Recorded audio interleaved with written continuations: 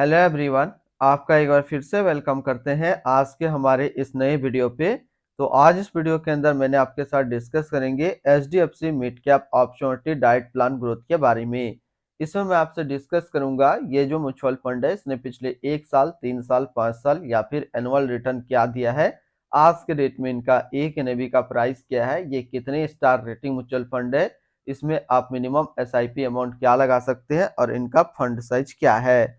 साथ ही साथ मैं आपसे डिस्कस करूंगा इसके अंदर कौन कौन सा स्टॉक लिस्टेड है, और अगर आप इस म्यूचुअल फंड के अंदर कुछ पैसा जमा किए होते तो पिछले 1 साल, 3 साल, 5 साल के अंदर आपको क्या रिटर्न्स देखने को मिलता। और लास्ट में मैं आपसे डिस्कस करूंगा कि क्या हमें HDFC mid cap opportunity diet plan growth के अंदर इन्वेस्टमेंट करना चाहिए या फिर नहीं करना चाहिए। अगर आपने ऑलरेडी इन्वेस्ट किया है तो आगे आप अपना एसआईपी और या फिर लमसम के साथ क्या करेंगे।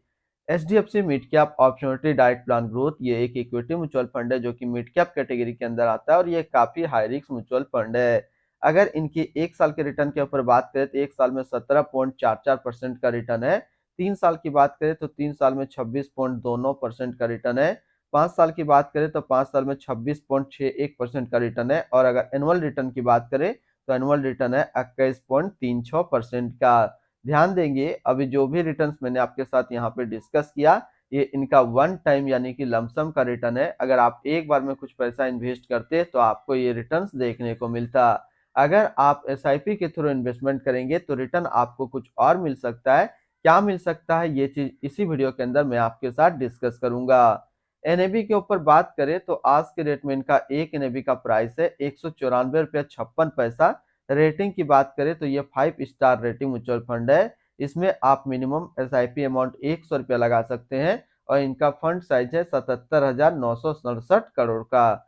रिटर्न कैलकुलेटर के ऊपर बात करते हैं कि अगर आप इस म्यूचुअल फंड के अंदर कुछ पैसा जमा करते तो फिर आपको क्या रिटर्न्स देखने को मिलता। इससे पहले अगर आपने अभी तक आप स्टॉक पे अपना अकाउंट ओपन नहीं किया और करना चाह रहे हैं तो इस वीडियो के डिस्क्रिप्शन में मैंने अपना डीमेट अकाउंट का रेफरल लिंक दिया है। अगर आप मेरे रेफरल लिंक से अपना अकाउंट ओपन करते हैं तो फिर आपको अकाउंट ओपनिंग या अकाउंट मेंटेनेंस का कोई भी चार्ज नहीं देना होगा। इसके अलावा अगर आप इन्वेस्टमेंट को कंप्लीट डिटेल्स में सीखना चाहते हैं तो आप स्टॉक का आप लर्न प्रोग्राम का भी लिंक मैंने इस वीडियो के डिस्क्रिप्शन में दिया है, तो आप उसको भी ज्वाइन कर सकते हैं। एसआईपी की बात करते हैं कि अगर आप इस म्यूचुअल फंड के अंदर 5,000 रुपया पर मंथ जमा करते हैं तो एक साल में आपका पैसा जमा होता है 60,000, आपको मिलता है 74,637 रुपया। यानी कि एक साल में आपको एसआईपी के थ्रू 24% का रिटर्न देखने को मिलता। 3 साल की बात करें तो 3 साल में आपका पैसा जमा होता है 1,80,000, आपको मिलता है 2,81,476 रुपया। यानी कि 3 साल में एसआईपी के थ्रू आपको 56% का रिटर्न देखने को मिलता। और 5 साल की बात करें तो 5 साल में आपका पैसा जमा होता है 3 लाख, आपको मिलता है 6,35,332 रुपया। यानी कि 5 साल में एसआईपी के थ्रू आपको 111% का रिटर्न देखने को मिलता। अब अगर बात करें कि इस म्यूचुअल फंड के अंदर अगर आप एक बार में 1 लाख रुपए का लमसम करते तो एक साल में आपका 1 लाख रुपया 1,17,440 रुपया होता। 3 साल में आपका 1 लाख रुपया 2,01,422 रुपया होता। और 5 साल में आपका 1 लाख रुपया 3,25,342 रुपया होता।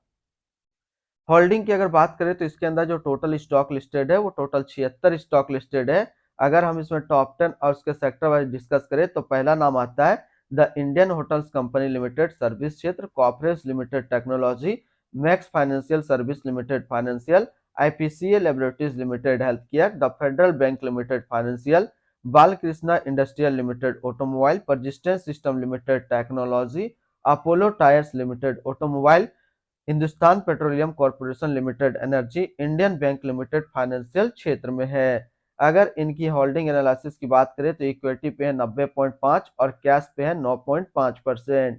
इनकी इक्विटी सेक्टर एलोकेशन की अगर बात करें तो अदर्स पे है 23.4, फाइनेंशियल पे 22.1, health care 14, technology 9.5, service 9.5, automobile 8.3, capital goods 8.2 और कंज्यूमर स्टेट्स पे है 5.2%। यानी कि अगर आप HDFC mid cap opportunity fund के अंदर इन्वेस्टमेंट करते हैं तो आपका इन्वेस्टमेंट इन सारी कैटेगरी पे डिस्ट्रीब्यूट होकर के लगेगा। एडवांस रेशियो की अगर बात करें तो इसका प्राइस टू अर्निंग रेशियो 25.08 और पीबी रेशियो 3.52। अगर आप इस म्यूचुअल फंड के अंदर इन्वेस्टमेंट करना चाहते हैं तो फिर लमसम या फिर एसआईपी दोनों आप 100 रुपये से स्टार्ट कर सकते हैं। रिटर्न्स एंड रैंकिंग के ऊपर बात करते हैं और सबसे पहले बात करते हैं HDFC mid cap opportunity fund का फंड रिटर्न, जो कि 1 साल में 17.4, 3 साल में 26.3, 5 साल में 26.6 और एनुअल है 21.4 का। वहीं पे इस कैटेगरी का जो एवरेज रिटर्न होता है यानी कि equity mid cap mutual fund का 1 साल में 15.2, 3 साल में 19.5 और 5 साल में 22.8 का है। तो यहाँ से देखेंगे ये म्यूचुअल फंड 1 साल, 3 साल या फिर 5 साल हमेशा अपना कैटेगरी एवरेज से ज्यादा रिटर्न निकाल करके दिया है। अगर आपने ऑलरेडी इन्वेस्ट किया हुआ है या फिर करना चाह रहे हैं तो क्या टारगेट लेकर के चलेंगे ताकि ये म्यूचुअल फंड आपको अच्छा रिटर्न दे दे। तो लमसम का जो टारगेट रहेगा वो रहेगा 5 साल और एसआईपी का जो टारगेट रहेगा वो रहेगा 8 साल। अगर आप इतना टाइम तक कंटिन्यू अपना इन्वेस्टमेंट को रखते हैं तो ये म्यूचुअल फंड आपको एक अच्छा रिटर्न दे देगा। अगर इसके आसपास सिमिलर फंड्स की बात करें तो इसके आसपास दो तीन ऐसे अच्छे इससे मिड कैप म्यूचुअल फंड है, जो कि है पहला Motilal Oswal mid cap fund diet growth, जो कि 5 स्टार रेटिंग म्यूचुअल फंड है। 1 साल का रिटर्न है 32.8, 3 साल का 30.9 और फंड साइज है 26,421 करोड़ का। एक्सपेंस रेशियो के ऊपर बात करें तो इनका एक्सपेंस रेशियो 0.76% का। एग्जिट लोड की बात करते हैं, अगर आप इन्वेस्ट किया हुआ पैसा 1 साल के अंदर निकालते हैं तो फिर आपको 1% का एग्जिट लोड देना होगा। और स्टम्प ड्यूटी की बात करें तो स्टम्प ड्यूटी है 0.005%। टैक्स इम्प्लानेशन की बात करते हैं, अगर आप इन्वेस्ट किया हुआ पैसा 1 साल से पहले निकालते हैं तो जो भी आपका रिटर्न होगा उस पर आपको 20% का टैक्स पेमेंट करना पड़ेगा। और अगर आप 1 साल के बाद इससे अपना पैसा निकालते हैं और 1 साल में अगर 1,25,000 का रिटर्न बनता है तो फिर आपको 12.5% का टैक्स पेमेंट करना होगा। यानी कि शॉर्ट टर्म कैपिटल गेन पे आपको 20% टैक्स देना है और लॉन्ग टर्म कैपिटल गेन पे आपको 12.5% का टैक्स पेमेंट करना है। इनकी fund house and investment objects की अगर बात करें तो HDFC mutual fund total assist पे इंडिया पे नंबर 2 पे रैंक करता है। इसका टोटल असिस्ट अंडर मैनेजमेंट है 7,57,067 करोड़ का। HDFC mid cap opportunity direct plan growth ये एक इक्विटी म्यूचुअल फंड है जो कि लॉन्च किया गया एचडीएफसी म्यूचुअल फंड की तरफ से। चिराग सेटलवेट अभी इस फंड का करंट फंड मैनेजर है। इस फंड का करंटली असिस्ट अंडर मैनेजमेंट है 7,57,067 करोड़ का और लेटेस्ट भी 194 रुपया 56 पैसा।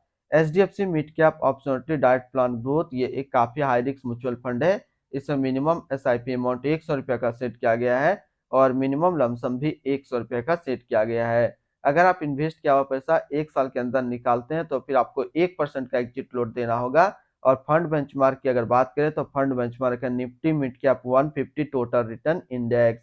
तो आज इस वीडियो के अंदर मैंने आपके साथ डिस्कस किया HDFC mid cap opportunity fund के बारे में। तो फिर मिलते हैं हम लोग नेक्स्ट को इस तरीके का वीडियो की अच्छी जानकारी को लेकर के।